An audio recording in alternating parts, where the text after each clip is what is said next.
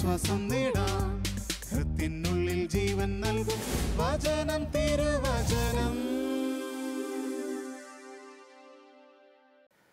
പിതാവിൻ്റെയും പുത്രൻ്റെയും പരിശുദ്ധാത്മാവിൻ്റെയും നാമത്തിൽ ആമേൻ. ഈശോയിൽ സ്നേഹം നിറഞ്ഞ ഷാലോം ടി വിയിലൂടെ വചനം ശ്രവിക്കുന്ന സഹോദരി സഹോദരന്മാരെ, ഈ വചന ശുശ്രൂഷ മൂലം നിങ്ങളുടെ കുടുംബങ്ങൾ അനുഗ്രഹിക്കപ്പെടട്ടെ എന്ന് പ്രാർത്ഥിക്കുകയാണ്. വചനാഭിഷേകം കുടുംബങ്ങളിൽ ശക്തിയോടെ നടക്കുമ്പോൾ പരിശുദ്ധാത്മാവിൻ്റെ അഭിഷേകം നമ്മുടെ കുടുംബങ്ങൾക്ക് ലഭിക്കുകയും നമ്മുടെ കുടുംബങ്ങളിലെ സകലവിധ അസ്വസ്ഥതകളും വചനത്തിൻ്റെ ശക്തിയാൽ, പരിശുദ്ധാത്മാവിൻ്റെ ശക്തിയാൽ, കത്തോലിക്ക സഭയുടെ ശക്തിയാൽ നമ്മുടെ കുടുംബങ്ങളിൽ നിന്നെല്ലാം തിന്മകളുടെ ശക്തികൾ വിട്ടുപോകട്ടെ എന്ന് ആത്മാർത്ഥമായിട്ട് പ്രാർത്ഥിക്കുകയാണ്. ഇന്നത്തെ വചനം തിരുവചനം ശുശ്രൂഷയിൽ പരിശുദ്ധ അമ്മയെക്കുറിച്ചുള്ള ചിന്തയാണ് മനസ്സിലേക്ക് വരുന്നത്. പരിശുദ്ധ അമ്മ എനിക്ക് നൽകിയ ഒരു അനുഗ്രഹത്തിലൂടെ, പരിശുദ്ധ അമ്മ എനിക്ക് നൽകിയ ഒരു അഭിഷേകത്തിലൂടെ ഈ ഇന്നത്തെ വചനം തിരുവചനം എന്ന ശുശ്രൂഷ ആരംഭിക്കാൻ ആഗ്രഹിക്കുകയാണ്. 2008 ഞാൻ പഠനത്തിനായിട്ട് റോമിലേക്ക് പോയ വർഷമാണ്.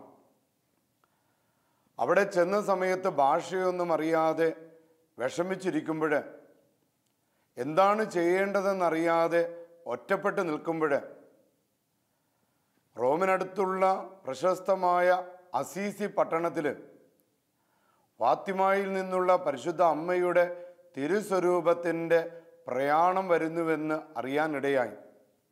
പ്രിയപ്പെട്ട സഹോദരങ്ങളെ, വഴിയൊന്നും എനിക്കറിയില്ലായിരുന്നെങ്കിലും മറ്റുള്ളവരോട് ചോദിച്ച് മരിയ ദെല്ലി ആഞ്ചലി എന്നറിയപ്പെടുന്ന ആ ബസിലിക്കയിൽ ഞാൻ ചെന്നപ്പോൾ ഫാത്തിമ അമ്മയുടെ തിരുസ്വരൂപം അവിടെ കൊണ്ടുവന്നിട്ടുണ്ട്.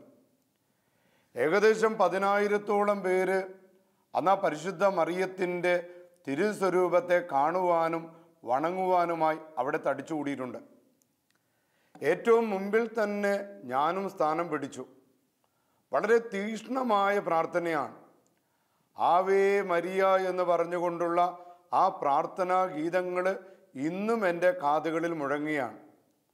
പ്രാർത്ഥനകളെല്ലാം കഴിഞ്ഞു എന്ന് എനിക്ക് തോന്നിയപ്പോൾ പെട്ടെന്ന് തിരികെ പോകുവാൻ വേണ്ടി ഞാൻ ഓടി ഫാത്തിമ മാതാവിൻ്റെ തിരുസ്വരൂപത്തിനടുത്തേക്ക് ചെന്നു. പ്രിയപ്പെട്ടവരെ, ആ സമയത്ത് അവിടെ പ്രാർത്ഥന കഴിഞ്ഞിരുന്നില്ല. പരിശുദ്ധ അമ്മയുടെ തിരുസ്വരൂപത്തിന് മുൻപിൽ ഞാൻ നിൽക്കുമ്പോൾ 10,000-ഓളം പേര് അങ്ങ് ദൂരെ മാറി നിന്ന് അവയെല്ലാം കാണുന്നുണ്ട്. എനിക്ക് ഉറപ്പായിട്ടറിയാം, അന്ന് ആ തടിച്ചുകൂടിയ ജനങ്ങൾ മുഴുവൻ പരിശുദ്ധ അമ്മയുടെ കാൽക്കൽ കണ്ണുനീരോടെ നിന്ന് പ്രാർത്ഥിക്കുന്ന ഒരു വൈദികനെ അവർ കാണുകയും എനിക്ക് വേണ്ടി ആ ജനം മുഴുവൻ അന്ന് പ്രാർത്ഥിച്ചിട്ടുണ്ട് എന്ന കാര്യത്തിൽ എനിക്ക് യാതൊരു സംശയമില്ല. അതിനുള്ള ഉത്തരമായിരുന്നു പിന്നീട് എൻ്റെ യൂറോപ്പിലുള്ള പൗരോഹിത്യ ജീവിതം. പരിശുദ്ധ അമ്മ എന്നെ തൊടുകയും ആ നിമിഷം പരിശുദ്ധാത്മാവിനെ തന്നതുകൊണ്ട് എൻ്റെ പഠനകാലഘട്ടം മുഴുവൻ ഒരു വചനപ്രഘോഷകനായി യൂറോപ്പിൽ, പ്രത്യേകിച്ച് ഇറ്റലിയുടെ തെക്കേ അറ്റം മുതൽ വടക്കേ അറ്റം വരെ എല്ലാ സ്ഥലങ്ങളിലും നമ്മുടെ കരിസ്മാറ്റിക് രീതിയിൽ വചനം പ്രഘോഷിച്ചുകൊണ്ട് ശുശ്രൂഷ ചെയ്യുവാൻ പരിശുദ്ധ അമ്മ അന്ന് നൽകിയ അനുഗ്രഹവും അന്ന് തന്ന അഭിഷേകവുമാണ് എന്ന കാര്യത്തിൽ എനിക്ക് യാതൊരു സംശയമില്ല. പരിശുദ്ധ അമ്മേ, ഇന്ന് അമ്മയെക്കുറിച്ച് വചനം പറയാൻ പോവുകയാണ്. അമ്മയെക്കുറിച്ച് ഞാൻ സംസാരിക്കുമ്പോൾ തന്നെ ഈ വചനം കേൾക്കുന്ന ഓരോ കുടുംബങ്ങളിലും പരിശുദ്ധ അമ്മയുടെ മാതൃസഹായം ലഭിക്കട്ടെ എന്ന് പ്രാർത്ഥിക്കുകയാണ്. ക്രിസ്ത്യാനികളുടെ സഹായമായ പരിശുദ്ധ അമ്മ ഈ ജനത്തെ മുഴുവൻ, ഈ വചനം കേൾക്കുന്ന ജനത്തെ മുഴുവൻ തൻ്റെ പുത്രനായ യേശുവിൻ്റെ സന്നിധിയിലേക്ക്, ആ യേശുവിൻ്റെ സ്നേഹത്തിലേക്ക് നയിക്കട്ടെ എന്ന് ഞാൻ പ്രാർത്ഥിക്കുന്നു. പ്രത്യേകിച്ച് ദുഃഖിതരും പീഡിതരും ഒറ്റപ്പെട്ടിരിക്കുന്നവരും രോഗികളും അവശരും പ്രായമായിട്ടുള്ളവരുമായ എല്ലാവരെയും പരിശുദ്ധ അമ്മയുടെ മാതൃസഹായം അവർക്ക് വലിയ തുണയും അവർക്ക് സങ്കേതവും അനുഗ്രഹവുമായി തീരട്ടെ എന്ന് പ്രാർത്ഥിക്കുകയാണ്. രണ്ടാം വത്തിക്കാൻ കൗൺസിലിലെ ജനതകളുടെ പ്രകാശം എന്ന പ്രമാണരേഖയിൽ അതിന് 8-ാം അധ്യായത്തിൽ മരിയഭക്തി എപ്രകാരമായിരിക്കണമെന്ന് സഭ പഠിപ്പിക്കുക. 5 ഘടകങ്ങളാണ് പറയുന്നത്. 1, മറിയത്തെ അറിയുക. 2, മറിയത്തെ സ്നേഹിക്കുക. 3, മറിയത്തെ വണങ്ങുക. 4, മറിയത്തിൻ്റെ മാധ്യസ്ഥം തേടുക. 5, മറിയത്തെ അനുഗമിക്കുക.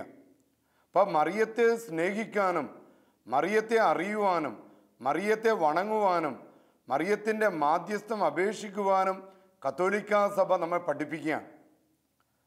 ആരാണ് പരിശുദ്ധ മറിയം? മറിയം ദൈവമാണോ? മറിയം ദൈവമല്ല. അങ്ങനെ ചിന്തിക്കുന്നത് പോലും ദൈവദൂഷണമാണ്. അപ്പോൾ മരിയഭക്തി നമ്മെ പഠിപ്പിക്കുന്നത് മറിയം എന്നെയും നിങ്ങളെയും പോലെ ദൈവത്തിൻ്റെ സൃഷ്ടിയാണ്. എന്നാൽ എന്താണ് മറിയത്തിൻ്റെ പ്രത്യേകത? മറിയത്തിൻ്റെ പ്രത്യേകത തൻ്റെ ദൗത്യം, ഒരു മനുഷ്യ സ്ത്രീ എന്ന രീതിയിൽ തൻ്റെ ദൗത്യം ഏറ്റവും ഭംഗിയായി നിർവഹിച്ച് ദൈവത്തെ മഹത്വപ്പെടുത്തിയ ഒരു മഹോന്നത സൃഷ്ടിയാണ് മറിയം. അപ്പം എന്നെയും നിങ്ങളെയും പോലെ ദൈവത്താൽ സൃഷ്ടിക്കപ്പെട്ട മറിയം, എന്നാൽ തന്നെ ഏൽപ്പിച്ച ദൗത്യം ദൈവത്തിന് ഏറ്റവും പ്രീതികരമായ വിധത്തിൽ ചെയ്ത് ദൈവത്തിൻ്റെ മഹത്വത്തെ വലുതാക്കി കാണിച്ച മഹോന്നത സൃഷ്ടിയാണ് മറിയം. ഈ പരിശുദ്ധ മറിയത്തിൻ്റെ പ്രത്യേകത എന്ന് പറയുന്നത്, 1, മറിയം തൻ്റെ ജീവിതത്തിൽ ഒരിക്കലും സാത്താന് ഇടം കൊടുത്തില്ല. പ്രലോഭനങ്ങൾക്ക് മറിയം ഒരിക്കലും ഇടം കൊടുത്തില്ല. അതുകൊണ്ട് പാപ സാഹചര്യങ്ങളിലേക്ക് മറിയം വീണില്ല. പരിശുദ്ധ മറിയത്തിൻ്റെ പ്രത്യേകത ദൈവത്തോട് വിശ്വസ്തത പുലർത്തിക്കൊണ്ടിരുന്നു. മറിയത്തിൻ്റെ 7 അയൽവക്കത്തേക്ക് കടന്നു വരുവാൻ സാത്താനെ മറിയം അനുവദിച്ചില്ല. 2, മറിയം കൃപ നിറഞ്ഞവളായി ജീവിക്കുകയാണ്. പരിശുദ്ധ മറിയം ദൈവം നൽകിയ അഭിഷേകത്തിൽ, ആത്മാവിൻ്റെ അഭിഷേകത്തിൽ നിലനിന്നു എന്നുള്ളതാണ് മറിയത്തിൻ്റെ പ്രത്യേകത. നമുക്കെല്ലാവർക്കും അഭിഷേകം ഈശോ തന്നിട്ടുണ്ട്. പക്ഷെ പലപ്പോഴും നമ്മുടെ പാപങ്ങൾ നിമിത്തം ദൈവം നമുക്ക് നൽകിയ അഭിഷേകത്തിൽ നിന്ന് നാം വീണു പോകാറുണ്ട്. എന്നാൽ പരിശുദ്ധ മറിയം തനിക്ക് ലഭിച്ച കൃപകൾ കെട്ടുപോകാതെ സൂക്ഷിക്കുന്നു. 3-ാമത്തെ മറിയത്തിൻ്റെ പ്രത്യേകത, അവൾ പിതാവായ ദൈവത്തിൻ്റെ പുത്രിയും രക്ഷകനായ ദൈവത്തിൻ്റെ അമ്മയും പരിശുദ്ധാത്മാവിൻ്റെ മണവാട്ടി എന്ന രീതിയിൽ അവൾ പ്രശോഭിക്കുകയാണ്. അങ്ങനെയാണ് കത്തോലിക്കാ സഭയുടെ ഹൃദയത്തിൽ, നെഞ്ചിൽ അവൾക്ക് വലിയ സ്ഥാനം ലഭിക്കുന്നത്. പിതാവായ ദൈവത്തിൻ്റെ പ്രിയപ്പെട്ട പുത്രിയും പുത്രനായ ദൈവത്തിൻ്റെ അമ്മയും പരിശുദ്ധാത്മാവിൻ്റെ വിശുദ്ധ മണവാട്ടിയുമായി പരിശുദ്ധ മറിയം പരിലസിക്കുന്നു. പ്രിയപ്പെട്ടവരെ, മരിയ ശാസ്ത്രം നമ്മെ പഠിപ്പിക്കുന്നത് പരിശുദ്ധ അമ്മയെ ദൈവം ഈ ലോകത്തിന് നൽകിയത് ഈ ലോകത്തെ മുഴുവൻ ക്രിസ്തുവിലേക്ക് കൊണ്ടുവരുവാനാണ്. മരിയോളജിയുടെ പ്രത്യേകത ഈ ലോകം മുഴുവൻ ക്രിസ്തുവിലേക്ക് വളരണമെന്നുള്ളതാണ്. എഫേസൂസ് 4:15 പഠിപ്പിക്കുന്നത് പോലെ ക്രിസ്തുവിലേക്ക് നാം എല്ലാ വിധത്തിലും വളരണം. നമ്മുടെ ചിന്തകളും നമ്മുടെ ശരീരവും നമ്മുടെ ജീവിതവും എല്ലാം ഈ ലോകം മുഴുവൻ ക്രിസ്തുവിലേക്ക് വളരണം. പരിശുദ്ധ അമ്മയുടെ മാധ്യസ്ഥവും പരിശുദ്ധ അമ്മ സഹായകയും സഹരക്ഷകയുമായി സഭയെടുത്ത് ഉയർത്താൻ കാരണം അവൾ നിരന്തരം പരിശ്രമിച്ചു കൊണ്ടിരിക്കുകയാണ് ഈ ലോകത്തെ മുഴുവൻ ക്രിസ്തുവിലേക്ക് എടുത്ത് ഉയർത്താൻ. പ്രിയപ്പെട്ട സഹോദരങ്ങളെ, എന്നാൽ നമുക്കറിയാം ക്രിസ്തുവിലേക്കുള്ള വളർച്ച തടസ്സപ്പെടുത്തുന്നത് നമ്മുടെ പാപമാണ്, നമ്മുടെ സ്വാർത്ഥതയാണ്, നമ്മുടെ ദുർമോഹങ്ങളാണ്. ഇവ മൂലം നമുക്ക് ക്രിസ്തുവിലേക്ക് വളരാൻ പറ്റുന്നില്ല. മനുഷ്യന് ദൈവത്തിങ്കിലേക്ക് പൂർണ്ണ സ്വാതന്ത്ര്യത്തോടെ വളരാൻ പറ്റാത്തതിന് കാരണം നമ്മുടെ അകൃത്യങ്ങളാണ്, നമ്മുടെ പാപങ്ങളാണ്. നാം ദൈവകൽപ്പനകളെ ലംഘിച്ചത് നിമിത്തം ദൈവവുമായിട്ട് നമുക്ക് ഉണ്ടാകാമായിരുന്ന ആ ഒരു നല്ല ബന്ധം, പരിശുദ്ധ അമ്മയും ദൈവവുമായിട്ടുണ്ടായതുപോലുള്ള ആ വലിയ ദൃഢമായ ഒരു ബന്ധം നമുക്ക് നഷ്ടപ്പെട്ടത് നമ്മുടെ പാപങ്ങൾ നിമിത്തമാണ്. ദൈവത്തിൻ്റെ കൽപ്പന നാം ലംഘിച്ചത് കൊണ്ടാണ്. ദൈവത്തിൻ്റെ കൽപ്പനകൾ നാം ലംഘിച്ചത് കൊണ്ട് നമ്മുടെ ജീവിതത്തിൽ സംഭവിക്കുന്നത് സാത്താന് നമ്മുടെ ജീവിതത്തിൽ ഇടം കിട്ടുകയാണ്. നമുക്ക് ലഭിച്ച കൃപക്കനുസരിച്ച് നമുക്ക് ജീവിക്കാൻ പറ്റാതെ വരികയാണ്. പിതാവായ ദൈവത്തിൻ്റെ ദത്തുപുത്ര സ്ഥാനത്തിലേക്ക് നാം ഉയർത്തപ്പെട്ടുവെങ്കിലും അതിൻ്റെ യോഗ്യതയനുസരിച്ച് ജീവിക്കാനാവാതെ തളർന്നു പോകുന്ന അവസ്ഥയാണ്. വചനം പറയുന്നത് ഏശയ്യാ 1:30 അങ്ങനെയുള്ള മനുഷ്യൻ എപ്രകാരമാണെന്ന് പറയുകയാണ്. നിങ്ങൾ ഇല കൊഴിഞ്ഞ കരുവേലക വൃക്ഷം പോലെയാണ് എന്ന് പറഞ്ഞാൽ കൃപയില്ലാത്തവരാണ്, വരങ്ങളില്ലാത്തവരാണ്, ഫലങ്ങളില്ലാത്തവരാണ്. വെള്ളമില്ലാത്ത ഉദ്യാനം പോലെ, വെള്ളമില്ലാത്ത പൂന്തോട്ടം പോലെ കരിഞ്ഞിരിക്കുകയാണ്. അപ്പോൾ മനുഷ്യരുടെ ജീവിതം എന്ന് പറയുന്നത് മറ്റെല്ലാ കാര്യങ്ങളുണ്ടായിട്ടും, വീടും സൗകര്യങ്ങളും കാറും എല്ലാം നമുക്ക് ലോകത്തിൽ ലഭിച്ചിട്ടും, ആധുനിക ലോകം ശാസ്ത്രീയമായ കണ്ടുപിടുത്തങ്ങളിലൂടെ ഒരുപാട് മുന്നേറിയിട്ടും പലപ്പോഴും ആത്മാവ് നഷ്ടപ്പെട്ട, ഐശ്വര്യം നഷ്ടപ്പെട്ട, കൃപകളില്ലാത്ത, തെളിച്ചമില്ലാത്തവരായിട്ട് മാറുകയാണ്. അന്ധകാരത്തിലേക്ക് വീണു പോവുകയാണ്. ഈ പാപം നിമിത്തം, ഈ അന്ധകാര നിമിത്തം നാം മാത്രമല്ല അനുഭവിക്കുന്നത്, തലമുറകളിലേക്ക് നമ്മുടെ അകൃത്യങ്ങളുടെ ആ വേരുകൾ, അതിൻ്റെ ഇഫക്റ്റുകൾ, അതിൻ്റെ സ്വാധീനങ്ങൾ നമ്മുടെ മക്കളിലേക്ക്, തലമുറകളിലേക്ക് വരെ പോവുകയാണ്. വചനം പറയുകയാണ്, ഏശയ്യാ 43:27-28 ഇപ്രകാരം പറയുന്നുണ്ട്. നിന്റെ ആദ്യ പിതാവ് പാപം ചെയ്തു, ദൈവത്തിൻ്റെ കൽപ്പന ലംഘിച്ചു, ദൈവവുമായിട്ടുള്ള ബന്ധത്തെ നിഷേധിച്ചു. ഇതിൻ്റെ ഫലം എന്ത് പറ്റിയെന്നറിയാവോ? നിന്റെ വക്താക്കൾ എനിക്കെതിരെ പ്രവർത്തിച്ചു, നിന്റെ പ്രഭുക്കന്മാർ വിശുദ്ധ മന്ദിരം അശുദ്ധമാക്കി. നിന്റെ അധികാരികൾ ഈ ലോകം, ദൈവത്തിൻ്റെ ആലയങ്ങളെ അശുദ്ധമാക്കിയത് നിമിത്തം എന്തു പറ്റി? യാക്കോബിനെ പൂർണ്ണ നാശത്തിനും ഇസ്രയേലിനെ നിന്ദയ്ക്ക് ഞാൻ വിട്ടുകൊടുത്തു. അതായത് സാത്താൻ്റെ പ്രലോഭനങ്ങൾക്ക് അടിമപ്പെടാനായിട്ട്. കാരണം ദൈവത്തിൻ്റെ കൽപ്പന, ദൈവത്തെ അവഹേളിച്ചത് മൂലം, ദൈവത്തെ ഉപേക്ഷിച്ചത് മൂലം മനുഷ്യൻ പാപത്തിലേക്ക് വീഴുകയാണ്. അവിടെ അവനെ കാർന്ന് തിന്നുവാൻ, നശിപ്പിക്കുവാനായിട്ട് സാത്താനുണ്ട്. യൂദ നിബന്ധിച്ചതും ഇസ്രയേൽ തകർന്നു പോയതും ഈ പാപത്തിൻ്റെ പരിണിത ഫലം നിമിത്തമാണ്. പാപം മനുഷ്യനെ ദൈവത്തിൽ നിന്ന് അകറ്റുന്നു. അതുപോലെ തന്നെ പാപം മനുഷ്യനെ മനുഷ്യനിൽ നിന്ന് അകറ്റുന്നു. പാപം മനുഷ്യനെ പ്രകൃതിയിൽ നിന്ന് അകറ്റുന്നു. ചുരുക്കി പറഞ്ഞാൽ മനുഷ്യൻ യഥാർത്ഥത്തിലുള്ള പ്രകാശമില്ലാതെ അന്ധകാരത്തിൽ പെട്ടുപോവുകയാണ്. അവന് അന്ധകാരത്തിന് അടിമപ്പെടുകയാണ്. ഈ അന്ധകാരത്തിൽ ആയിരിക്കുന്ന മനുഷ്യനെ ദൈവം തൻ്റെ അനന്തമായ കാരുണ്യത്താൽ, തൻ്റെ സൃഷ്ടി ഇങ്ങനെ നശിക്കപ്പെടുവാൻ ആഗ്രഹിക്കാത്ത ദൈവം, ഇവിടെ വചനം ഏശയ്യാ 9:2 അന്ധകാരത്തിൽ കഴിഞ്ഞിരുന്ന ജനം മഹത്തായ ഒരു പ്രകാശം കാണുകയാണ്. അതാ ദൈവം തന്നെ ഒരു പ്രകാശത്തെ കാണിച്ചു കൊടുക്കുകയാണ്. കൂരിരുട്ടിൻ്റെ ദേശത്ത്, കൂരിരുട്ടിൻ്റെ, അതായത് കൃപയില്ലാതെ, വരമില്ലാതെ, ഐശ്വര്യമില്ലാതെ, സമ്പൽ സമൃദ്ധിയില്ലാതെ, ആരോഗ്യമില്ലാതെ, കടബാധ്യതകളിൽ, സങ്കടങ്ങളിൽ, വിഷാദങ്ങളിൽ, നിരാശയിൽ പെട്ടിരിക്കുന്നവർക്ക് കൂരിരുട്ടിൻ്റെ ദേശമെന്ന് പറയുന്നത് അപ്രകാരമുള്ളതാണല്ലോ. അവിടെ വസിച്ചിരുന്നവർക്ക് ഇതാ പ്രകാശം ഉദയം ചെയ്തിരിക്കുകയാണ്. ലോകത്തിൽ പടർന്നിരുന്ന അന്ധകാരത്തെ മാറ്റാൻ യേശുവിൽ നിന്നുള്ള പ്രകാശത്തിനും യേശുവാകുന്ന പ്രകാശത്തിനും സാധിക്കും. അതാണ് കത്തോലിക്ക സഭ പഠിപ്പിക്കുന്നത്.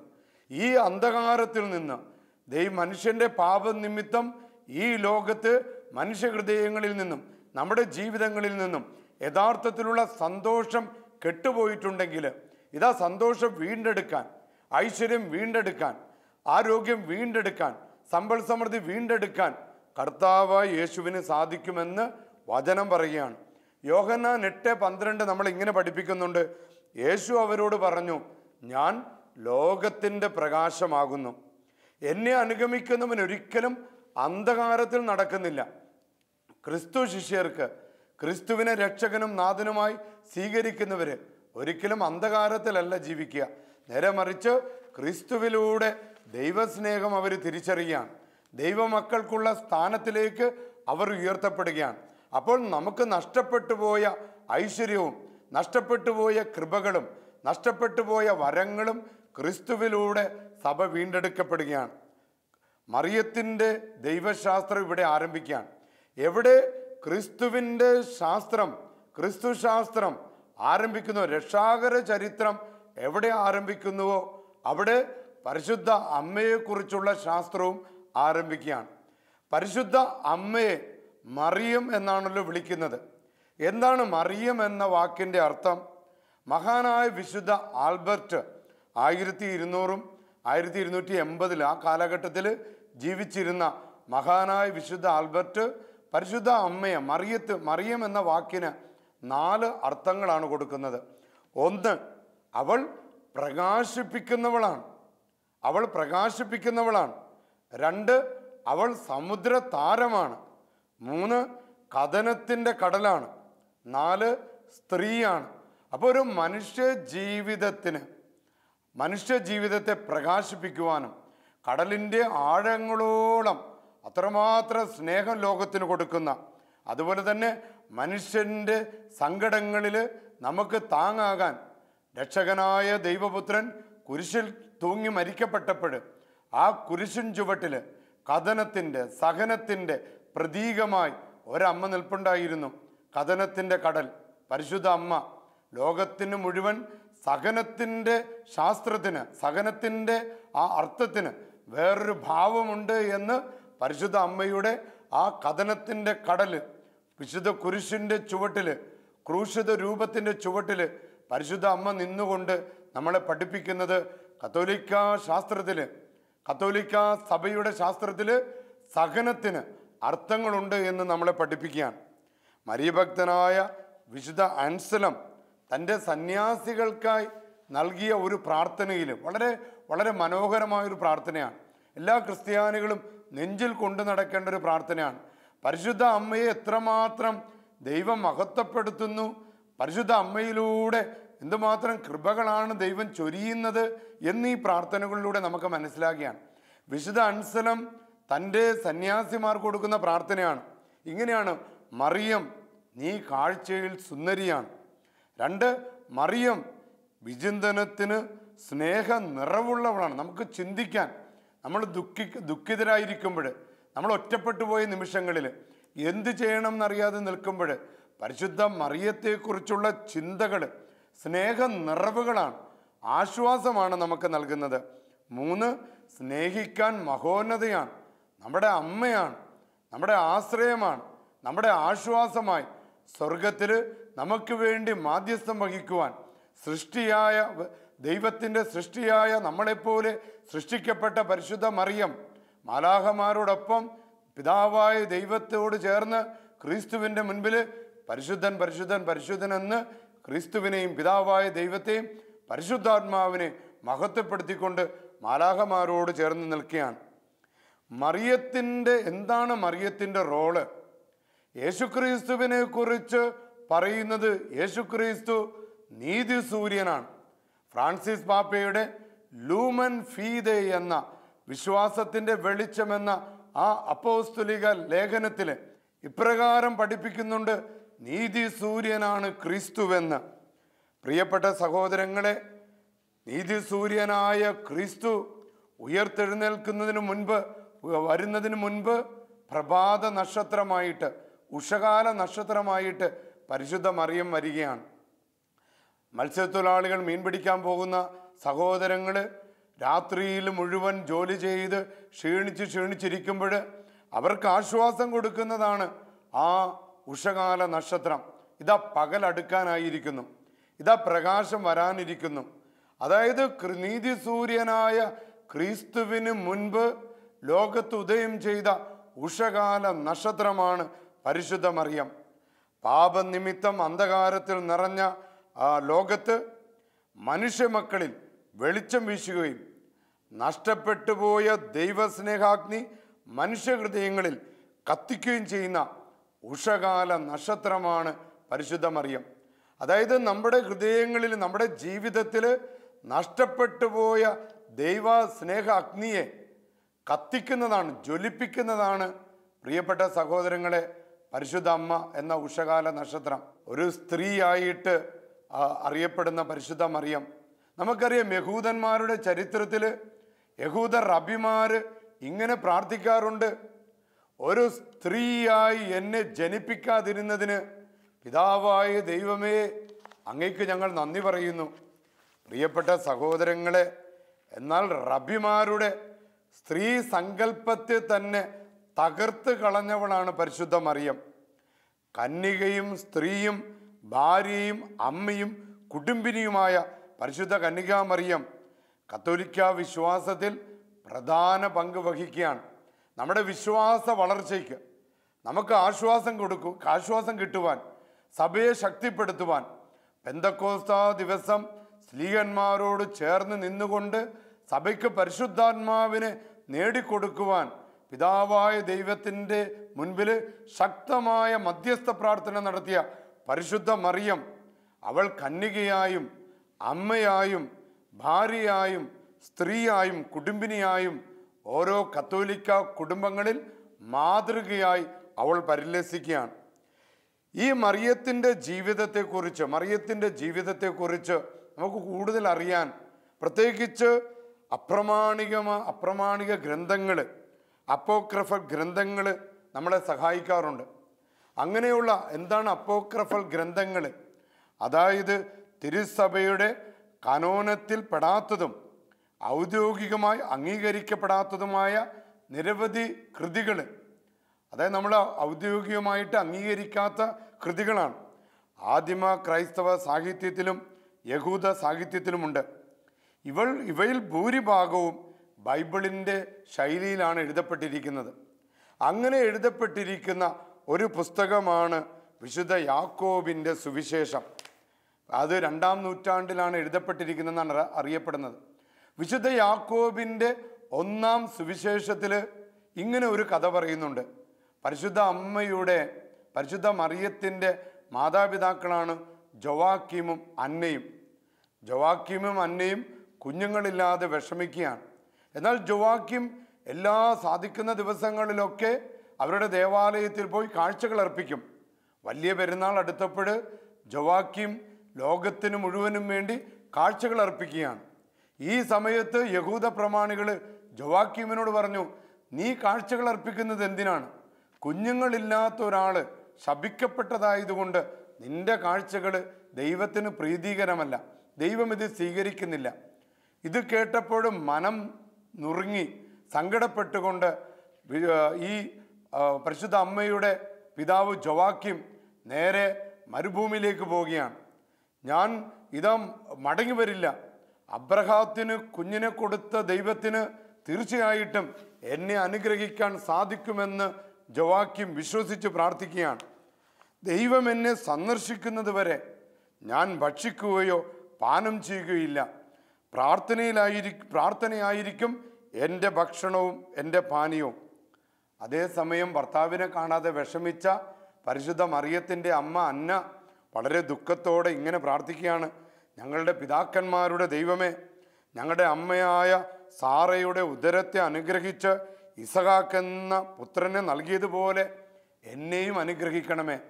എൻ്റെ പ്രിയപ്പെട്ട സഹോദരങ്ങളെ, കുഞ്ഞുങ്ങളില്ലാതെ വിഷമിക്കുന്ന എല്ലാ ദമ്പതികൾക്കും ഈ പ്രാർത്ഥന വലിയ ശക്തിയാകട്ടെ എന്ന് ഞാൻ ഈ സമയത്ത് പ്രാർത്ഥിക്കുകയാണ്. അപ്പോൾ അന്ന പ്രാർത്ഥിക്കുകയാണ്: ഇസഹാക്കിനെ കൊടുത്ത ദൈവമേ, എൻ്റെ ഉദരത്തെ അനുഗ്രഹിക്കണമേ. ദൈവം ആ പ്രാർത്ഥന കേൾക്കുകയും ആ കണ്ണുനീര് കാണുകയും അവരെ അനുഗ്രഹിക്കുകയും ചെയ്തിരിക്കുകയാണ്. ഇതാ കർത്താവ് നിന്റെ പ്രാർത്ഥന കേട്ടിരിക്കുന്നു, നീ ഗർഭം ധരിച്ച് പ്രസവിക്കുമെന്ന് കർത്താവിൻ്റെ ദൂതൻ അന്നയുടെ മുൻപിൽ പ്രത്യക്ഷപ്പെട്ട് വാക്ക് കൊടുക്കുകയാണ്. ഉടനെ അന്ന നടത്തുന്നൊരു പ്രാർത്ഥനയുണ്ട്. അന്ന ഇങ്ങനെ പ്രതിവചിക്കുകയാണ്: ഞാൻ കുഞ്ഞിനെ ഗർഭം ധരിച്ചാൽ അത് ആണായാലും ശരി പെണ്ണായാലും ശരി ഞാൻ ദൈവത്തിന് സമർപ്പിക്കും. പ്രിയപ്പെട്ട സഹോദരങ്ങളെ, അങ്ങനെ ദൈവത്തിന് സമർപ്പിക്കപ്പെട്ട കുഞ്ഞാണ് പരിശുദ്ധ മറിയം. ഈ കുഞ്ഞാണ് പരിശുദ്ധാത്മാവിൻ്റെ ആലയമായി മാറുന്നത്. ഈ കുഞ്ഞിനോടാണ് ഗബ്രിയേൽ മാലാഖ, സ്വർഗത്തിൻ്റെ അംബാസിഡർ, ഇപ്രകാരം പറഞ്ഞത്: മറിയമേ, നിന്നിൽ നീ കൃപ നിറഞ്ഞവളാണ്, കാരണം നിന്റെ മേൽ പരിശുദ്ധാത്മാവ് ആവഹിക്കും. നിന്റെ ഉദരം ടബർനാക്കളായി മാറാൻ പോകുകയാണ്. ലോകരക്ഷകനായ ക്രിസ്തു നിന്നിലൂടെ, ഈ ലോകത്തിന് വിടുതൽ കൊടുക്കുന്ന ക്രിസ്തു, ഈ ലോകത്തെ രക്ഷിക്കുന്ന കർത്താവ്, ഇതാ നിന്നിലൂടെ ആ വചനം മാംസം ധരിക്കാൻ പോകുകയാണ്. ഇതാ കർത്താവിൻ്റെ ദാസി എന്ന് പറഞ്ഞ് ആ തിരുവചനം സ്വീകരിക്കുന്ന പരിശുദ്ധ മറിയം ആഗോള കത്തോലിക്ക സഭയുടെ മാത്രമല്ല, ലോകത്തിൻ്റെ മുഴുവൻ പ്രതീക്ഷയും അമ്മയുമാണ്. എൻ്റെ പ്രിയപ്പെട്ട സഹോദരങ്ങളെ, പരിശുദ്ധ അമ്മയെ ആശ്രയിക്കുന്ന ക്രൈസ്തവ മക്കൾക്ക് ദുഃഖിക്കേണ്ട ആവശ്യമില്ല.